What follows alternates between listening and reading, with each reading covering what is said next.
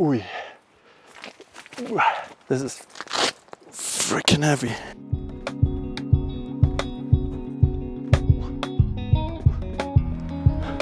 Hey guys, and welcome to a new video. Today I give you some tips on buying a crash pad.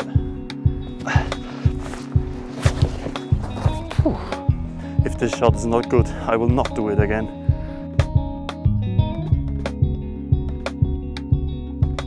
Buying your first crash pad can be quite challenging because there's so many options out there nowadays. So I decided to make this video to help you a little bit out on which features you should look at when you buy your first crash pad.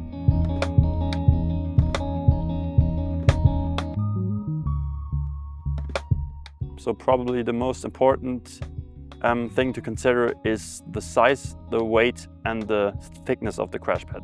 The size, the first thing you have to consider is the size of your car. So can you transport your crash pads? So because if your crash pads are too big and you just don't have the space to transport them, then they are not really useful. Most of the time the weight is not the problem. They are all relatively light.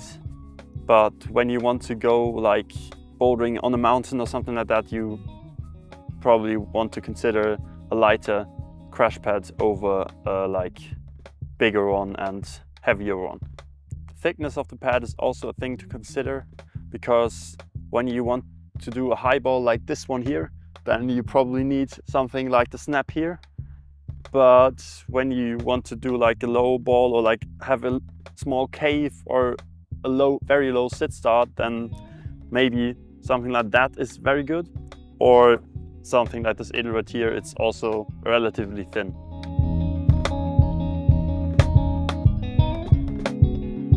When you buy a crash pad like this one or any other big one, then I would recommend you to buy also a little sit start pad. There are also a lot of different pads from different brands, and yeah, it's so nice to have this when you like have a low sit start or something like that, or just want to cover a little rock, or like when there's a little rock standing out somewhere, then you can like put it there so you don't fall against it or something like that.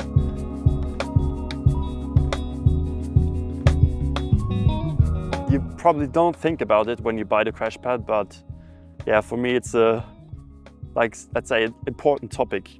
I would have never thought that this would be a problem on a crash pad, but apparently you can do so much wrong when designing these things. The reason this topic is important for me is that I've done a lot of bouldering where the approach is relatively long.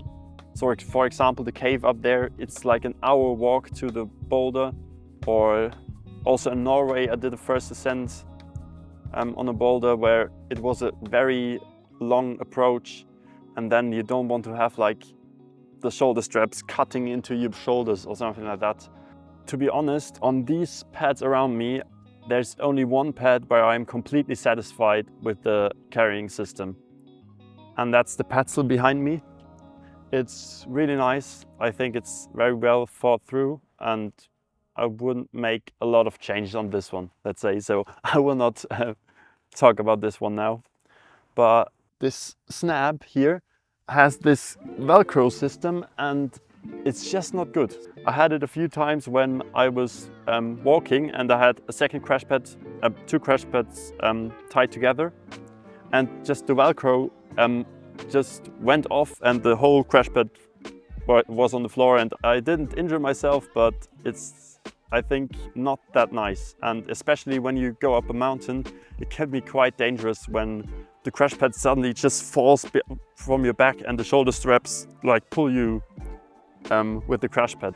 So the most important thing I think about this carrying system stuff is like the hip belt and the, how do you call it, chest strap. I think it's very important to have both, but at least have the hip belt, because otherwise it's not very nice to carry, especially if it's heavier. But also when you carry it a long time, then I would highly recommend having one with also a chest strap, because it's not that nice when the shoulder straps like pull like this, then it's not that nice on the shoulders and it's much harder to carry, I think. The last thing about the shoulder straps is the positioning of them. Some of them have it on the top, so you have to remove them when they are in the way when you're bouldering and you don't want to fall onto them. Or they are on the back, so they are basically on the ground when you use the crash pad. So when the ground is muddy, then it's not that nice when you want to carry them back to the car. The Petzl has the best system with this. Like, it has this zipper, and you can just hide the whole carrying system behind the cover, so that's so nice. If you want to get more tips like this on bouldering and climbing, then make sure to subscribe to my newsletter on my website. The link is down below.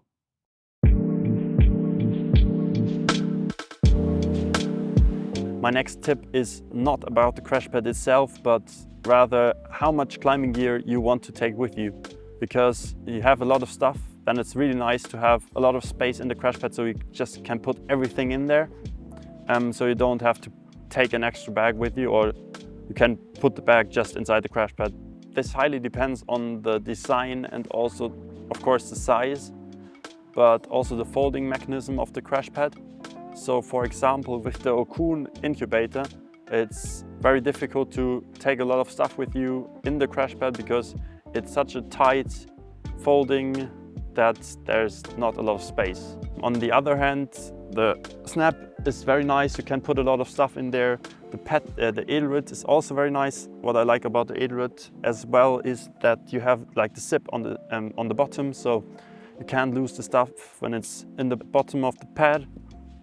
The Petzl has the best one because the zipper goes all around, so it's only open at the top.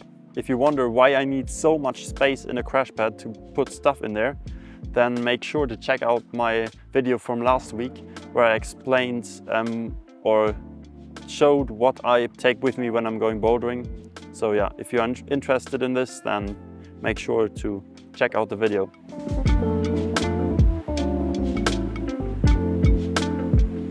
So tip number 5 is just on some small features which you could consider when buying a crash pad. The first one is the carpets. So for example, the Edelrid here has a built-in carpet on the crash pad. The Snap just has it built in here. The Okun has the same. I don't think the Petzl has one, but it's not the most important feature, but it's nice to have. The second one is on how to put several crash pads together to carry them carry as one person. I mostly use these here. I don't know how do you call them in English, but yeah, you just put them around and tie them together. So the last and I think most important feature of a crash pad is the couch feature. That's so nice always when you're on a trip and you just want to take a break. Then you can put it outside to your car and just sit there, read something. Yeah, it's very nice to have. And also when you take a bigger break from trying your project, it's really nice to just sit there and like enjoy the break. That's one of the most important features of a crash pad. I hope I could help you with this video, and please let me know what's your favorite feature on a crash pad. Let me know in the comments down below, and also let me know which crash pad is your favorite or which one you want to buy if you don't have it already. Mine is definitely the Petzl. It's such a nice crash pad. Since I have it like a year now. It's been with me every time. It pretty much took over the place of the Snap, which I still like, but the Petzl is just my go-to and my favorite right now. It would be nice if you would subscribe to the channel. It will help me a lot, but only if you like the video, of course. And yeah, I see you guys in the next video next week. Bye guys, I will enjoy the good weather right now.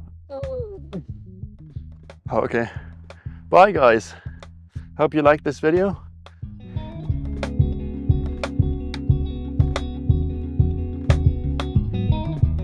Oh, fuck.